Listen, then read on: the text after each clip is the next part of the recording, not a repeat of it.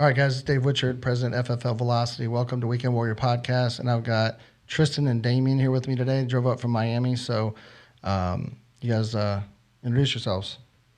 Ready to crush it. Yeah, and Damien? Yeah, Damien, Dave, thanks for having us.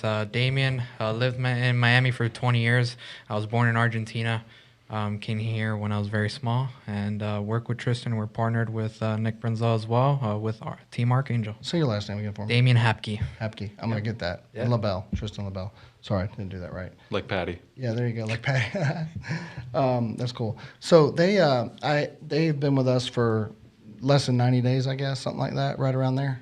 Is that about right? Yeah. Okay.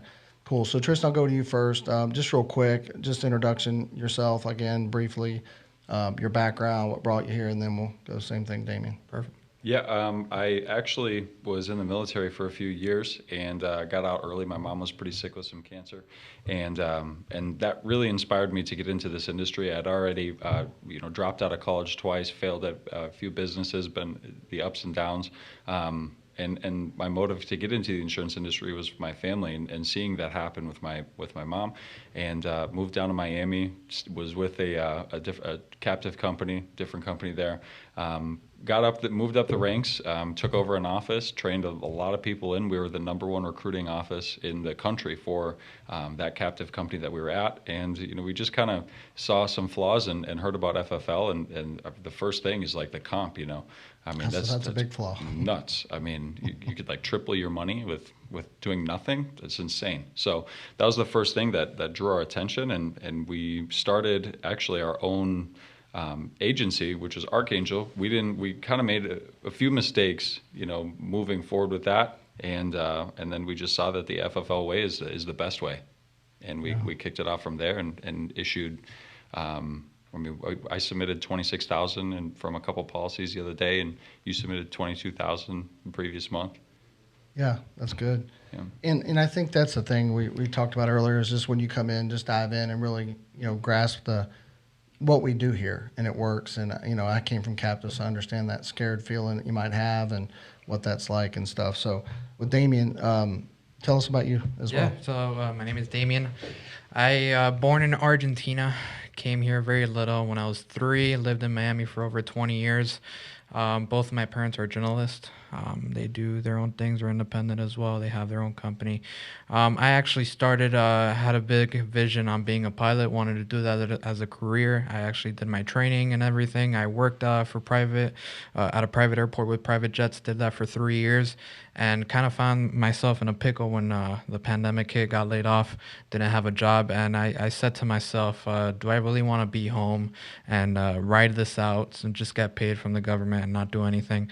And I took that as a no. So I got up, started looking for jobs, and I found myself with the insurance industry. Started with the captive company with Tristan and Nicholas Brenzel. They were on my upline. They trained me in, and I was able to actually do pretty good over there. Was top producer of South Florida for the captive company that we worked with. Was there for over a year, and then we took a turn with Tristan and Nick over there, and we said, is there something else here? So we actually heard about FFL. We're kind of looking there. We weren't sure if it was everything that was said about it was true, and we found out that it is 100% true on everything: commission, bonuses, everything, carriers, and all that good thing. Yeah. Well, that's great. We're super glad to have you guys here, and it's been fun to get to know you guys. I know we got to meet in Miami, and you guys came up for a couple meetings, got to hang out a little bit, and then you guys went out and saw Andrew in his office, which is pretty cool. And I'm sure you had a good time there. So I'm glad you guys drove up 10 hours to be here today and share with us a little bit. So we were talking earlier, Tristan. Maybe let's just kind of go back to that a little bit. Some things we were talking about off the air, if you will. Some things that maybe you did in the beginning, why you made those decisions, and how we can avoid those, as we come here. As someone comes here from a captive company, some of the things you did and your thinking and what changed that. Yeah. So always in the moment when you think that you're making the best decision. That's why you'd make that decision. And when we first left that captive company, it was so toxic, is the only word that I could describe it. And it pushed you so far away from, that micromanagement, that we didn't want anything to do with any sort of company. We just wanted to do it completely ourselves. And so, that's the archangel, like the hat and the polo here. And so our goal was to completely build really what Family First is, being like the biggest people in the game, and giving as much money as we possibly can, and just having every single product to the point where like all insurance agents would just come here. And then we, after about a month or two goes by, we ended up doing an event and meeting a couple of guys who's making all this money. It's like, wait a minute, we're doing something incredibly wrong, and they're doing exactly what we want to do. So let's just jump on the bandwagon and crush it that way. And then immediately, like our numbers tripled. Like overnight, our recruiting, our business just started booming. So we have like 23, 24 people coming in this next week. Yeah, that's exciting. And you guys are doing a lot on Instagram and stuff already, and understanding the social media. What have you learned from that? Well, very powerful. Very powerful. I mean, we've been trying to get tips from everyone. Everyone's helping out everything. Social media is very, very big. Just posting things out there, people see it. And I mean, once people see it, why would you be in denial of what people can do? It's just by showing that you can do it, other people can do it. So it's very important to be updated on social media and keep posting, and you will find people that want to be on your team, people that've seen your videos that you've posted and things like that helps out with recruiting a lot. No, it certainly does. I mean, without social media, we would have never grown like we have. FFL as a whole, Velocity Tribe, the whole. I mean, I'm just saying, like we embrace that, and I think you have to, and we're just trying to get better. You asked earlier about the podcast. I don't know who started it. I'm assuming Mike and Sean, and then Andrew obviously is taking it to a different level, and then a lot of us have gotten podcast rooms, and certainly it's not about us. It's just really how can we get some content out there that's going to help you. So that's what we're trying to do today. Is if there's one or two things you pick up from Tristan and Damien and things like that, it can help you. So going back to you, Damien, and then we'll go back over to Tristan. What are let's say, so here you are, you're in the business. Talk about what Dial Day looks like for you, maybe your schedule. So you guys are both in the field, right? Does he recruit, or is he in the field as well? He's doing both. He's recruiting and in the field. So we're all trying to be in the field, work with our agents. We're all in the office, helping our agents with whatever they need. I know it's sometimes when you're brand new, coming from either if you haven't sold insurance before, or if you have, I know it takes time getting used to the different carriers that we use, all the different options on policies and everything like that, commission structure and things like that. So we try to make it as simple as possible for our agents. In the office days, we do Mondays and Thursdays, and usually we're out in the fields Tuesday, Wednesdays, Fridays, and on the weekends. I work 7 days a week. I don't stop, and I think that when people see that, they want to follow. So you want to be a leader in what you're doing and do it correctly, so other people follow your footsteps. Yeah, I mean, I think that's the key. Like for me, I had Andrew. I wasn't going to call him when I was in a home. I don't think I ever did actually. I had to go in and I ran Americo. That's how I learned. That's what I teach. I used FFL Go, which probably nobody else does, but I do. I was just in the field like about a month and a half ago, ran 8 days. And what's funny about that, Tristan, is I literally, and I'm not trying to beat anybody up, but I was looking at our numbers. So literally 8 days, she paid 45,000, right? And we have guys all year, it's like 100. I'm like, what are you doing? Like, I don't understand. And so that's the thing I would tell both of you. You guys are both super talented, sharp, young guys. If you just take one thing away as our conversation here, is go run Hall of Fame, right? Because there's something about that, just putting that belief out in front of people, and we'll continue to grow. And we've had that with our team. We have some guys doing that. But then there's other guys that they forgot that halfway through the year. I mean, I'm just being honest. And I think we have to keep working. But if they had that attitude, like 7 days a week, like that's just my mentality. My wife can tell you, just take my phone from me. I love what I do. Like I'm addicted to looking on our Slack to see how people are doing it and trying to encourage them, best I can. Running the Zooms and different things that we do. I'm not on all of them, but again, it's that structure. We talked about the there's really no micromanagement. It's really just plugging people in the Zoom dial. So I think that one tip I would give you guys with your office is you don't have to be that for them. You don't have to be everybody for everybody. Just answer the phone when they're in the home. Let them make the mistakes, dial on the phone, but let them watch you. Because them watching you, they're just going to see you're doing it. And they're going to, oh, that's not that big a deal. Do some training and stuff in the afternoons and stuff like that, which I'm sure you're doing. But the more you're leading, because you guys are both capable of 30, 40K a month, right? There's your logo. I'm just saying the three of y'all could say this month we're getting our logo and it's over. You got that logo, then you go to VP. It's that simple. You're just too talented. So that's what I would say. So we'll make you guys make that happen. That's nice. So, Very good tip on a podcast. So yeah, everyone helps out, which is amazing. Yeah. And so Tristan, so what are some other things that, I know we talked about this before. You'd asked some questions about that and, structure and different things. You came from this place where I have to be here and I have to be there and all that. And now you're independent. You don't have to be anywhere, but you choose to do that now. What's the difference there? Yeah, well, in the beginning, it was like we came from that company. It was like if you're not there at 8:30 for the board call, like you're getting phone calls like, hey, where are you? Are you sure you want to work here? Like that level of like, okay, I thought we were all 1099 here. Mm-hmm. And so when we left and we wanted to like get as far away as we could, that first couple of weeks, we didn't even have any structure. And that hurt us a lot in the beginning. Hey, did your contract say independent contractor on it? Isn't that funny? Yeah, mine did too. What's independent about that? Yeah, right. It's it's funny because Nick actually he didn't recruit me when I came down. I was just looking around and it was off of a whim that I went to that like briefing that he did. He said, hey, if you're the type of person to want to start a business, if you're the type of person to kind of do it yourself and your work ethic is your own money, and I'm sitting there like, yeah, that's great.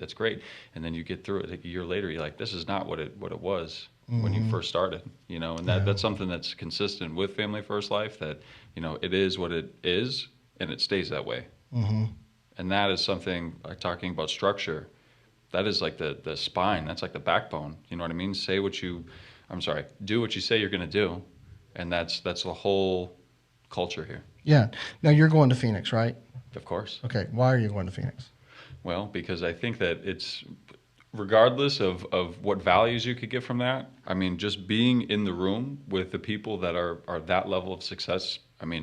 If you want to be a millionaire, go hang out with 6 millionaires. If you want to, work on cars, go hang out with people that, right? So it's just like being in that atmosphere with everybody and seeing that. And honestly, too, I'm doing it for myself, but I'm doing it for my team too, because I want them to go, because I've already sold my soul. You know what I mean? Like I'm already here. But some of those guys, they might not see that. Yeah. And so if they see me going and see me being bought into it as much as I am, that might be able to inspire them. So something that I live by is like, don't ever stop, because you never know who you're inspiring. Yeah. Well, see, and that's the thing. The reason I brought that up is it just kind of hit me. Is like, that's what other companies do that are captive. They do a good job of that. They say, hey, you should be here. And they almost not make you be there, but they make it like you should make you be there. Whereas with us, we get that choice. So sometimes maybe I'm not sure we're aggressive enough with promoting it the way we should. But at the end of the day, just like you said, a soul, the truth is that's when you make decisions, is when you go to these events and you meet people. The difference is they're making money. Whereas we go to some of these, there's like 4 people that are making money, or 6 that are actually making any kind of substantial money, and the rest are not. Everybody's excited about being broke. I'm not, but that's the truth though. Like I remember going to meetings and think I look nice, dress nice, whatever. I'm just saying it looked good, but I was broke. I was a month away from being done. Like that's true. And after 19 years, like I was just going in debt. And so I had to make a decision. Whereas here, it's literally in one year, 18 months of really working hard here, it changed my life and our business. And that's how close you are. But I guess my point is we need to promote that of that importance. Like this is, because it's going to change people's lives. And when you go to Phoenix, you think you're excited now, dude? Just wait. Because there's something about being around 3,000 people that are all jacked up and they're all making money and they're excited. So I'm excited to have you out there. So are you excited about it? Absolutely. Did Andrew sell you on that idea? You see, it's okay. I'll give him credit because, like, any event, for actually you and Eric told us to come up to Boca that day. And ever since then, it was like, I don't care what it is. Let's go to all the events. Yeah. All of them. I don't care what it is. I don't think if we're talking about Scooby-Doo, man, like, let's go. Yeah, I remember you guys were sitting in the back, and I don't remember what Sean, Sean's really blunt, right? Like, you look like you're about to kill somebody. Yeah. You look like I don't remember what he said to you guys, but your guys were all kind of like had your you know, because you were ready to receive, but just didn't know what you're running into because you're so used to that corporatism, if you will, or that captive thing. How did you feel coming into that meeting and after you left Um, that day? Shocked, shocked on. Were you all, coming in there protected at first? It's okay to be honest. Yeah, I mean, Yeah. you don't know what you're expecting, so yeah, pretty much. But all the knowledge and information, Sean is just insanely smart. All the pointers that he throws out, what he has done from this point, looking back like 8 years, family first life, 8 years. And someone told me that last week. Yeah, you're with family first life, but I'm with this company 140 years. This is 8 years. And I'm like, yeah, but look at where you So at, much bigger than you. dude. It's crazy. You care about how much you make or how much the company makes? Exactly. Yeah, but yeah, What's you're important? working for someone, so that's the different things there. But yeah, it's been pretty nice couple months that we had, and it's just like the snowball effect that we were talking with Andrew. Once it starts forming, it just gets bigger and bigger and bigger, and it's real. Yeah. It's real. We're feeling it now, and it's real. Yeah, that's exciting, and it is an amazing opportunity. What are some things that maybe you thought you knew about FFL, but you've learned that they're even better? Maybe if there's anything like that, Damien, that you've experienced. Yeah, at first we didn't know how it was to be able to increase your commission or your structure wherever you're at. It was a little bit hard to understand. It was a little bit hard to understand how you can actually own your own agency and how it doesn't even matter who you're under with. Doesn't matter if you're with us or with Eric or Dave, you still have the same opportunity as that same person. So just understanding that basic part will take you a long way. Will take you a long way. What about you, Tristan? I mean, look at that number. I mean, that's 20 million issue paid a month. I mean, when I first saw that, I thought, I was like, that's definitely a scam. There's like no way. There's no way. I'm just in disbelief. And you start watching videos, and we actually were talking to a lot of different people that were working at FFL or had agencies. And it's like, okay, there's no way that all of these people are telling us the same exact thing, and that okay, we need to figure this out. Yeah. And then you say in the meeting, as you learn, it's like, okay, that's like the coolest thing ever. Yeah. Yeah, and guys, it's like he said, we were talking about this earlier. It's simple. We buy leads, we dial the phone, we run appointments, we go see people. It's not that deep. You go in the home. The other thing we were talking about earlier, I think the less carriers you have up front, get 4 or 5. I mean, you have your Americo, Moo, Aetna, Prosperity maybe, and get John Hancock and AIG. You have that, you're good. But the minute you get Prosperity in your hands, which you can get right away, you can go to work, right? Would you agree? And I think 50% of the 60%, I don't know the number, whether you're down a mortgage lead, internet lead, whatever, it's going to be final expense just because of, number one, their age and their health. Would you agree with that? Correct. Yeah. I started running my business with Prosperity. So that was the first company I got. That was the first one I went to run out with. So I kind of kept the same focus of just working with one particular company because that was the same thing we did before. I mean, yeah, it's simple. It's simple, man. You just go and run. Yeah. And Tristan, as we kind of wrap this thing up, what are some tips that you would give? And I'm going to come to you, Damien, that's the same thing. You're just getting started. You're looking at FFL because you're going to have some of your guys watching this too. What are a couple, 3 things you should do from schedule, leads, appointments, anything you would give advice-wise to have success here to write 22K, 26K in your first month or two? Mm-hmm. Well, I mean, the first thing is you have to invest in leads. And I'm not going to even say buy leads because you're going to get the money back. So if I could go back in time and tell myself something, to spend at least $1,000 a week on leads, right? Step 1. Step 2, call them all. Like dial them in the mornings and in the evenings. I don't think that people really understand how important that first morning call is between 8 and 9, right? A lot of people answer and they haven't had like a bad day yet, so they can't be too upset, right? And the next thing, really the most important thing for the rest of it, besides like starting that business, is just keep it simple, stupid. With the presentations in-house, when you're presenting life insurance, don't make it too complicated, and don't make your business too complicated. Just keep it super simple, and it'll be less stress, and you're going to be making more money, and you're going to feel more confident because you know that simple process, and it's going to work. What about you, Damien? Yeah, just use all the resources that Family First Life offers. Everything that Slack, phone burner, work spots, use all of that to your advantage because that helps you out. Doesn't matter if work spots could help you out to get into the office and to also get discounts on leads. Phone burner, you could dial faster and get in contact with people a lot faster and just more in general. And just use all the pointers that everyone gives to you. No one's trying to harm you. Everyone's trying for you to be successful, just like that person that's helping you out.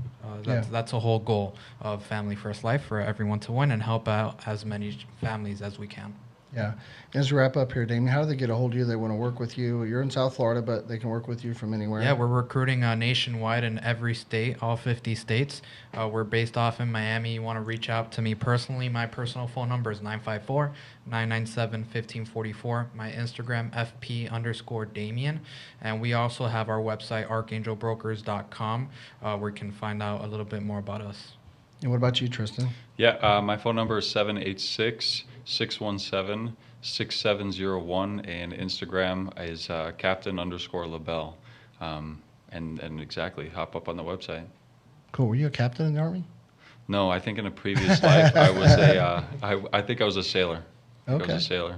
All right. It's kind of weird, but That's okay. Sailing through FFL. yeah, man. Well, all right. So we have pilot Damien and Captain LaBelle. So that's good. So, hey, thanks for being on today. We like to have fun, as you can see, and we like to make money and serve families. That's what it's about. So get on work spots if you're not on that. They mentioned that. If you have questions, make sure you reach out to one of us, and we'll work through with that. Discounts on leads, plugging in the office. We're going to 400 offices. We're going to 600 million this year. Obviously, we're going to go $1 billion next year. So if you're not part of FFL, you might as well come now because you're eventually going to be here. I mean, we're going to pay up to 145% comp. Who knows? That could even go up. I don't even know. But we're making more money with the carriers, more bonuses. I don't remember the number last month. It's like probably, I don't know, close to $4 million in bonuses or something Sean paid back to the agents. Like, who does that, right? So it's only going to get bigger. That's super exciting. So go to Family First Life Velocity on YouTube. Please subscribe. And also write some questions in there that maybe we could add and ask guys as they come in here and do this. But reach out to Tristan and Damien, be a part of our team. We'd love to have you. So thanks for being on today.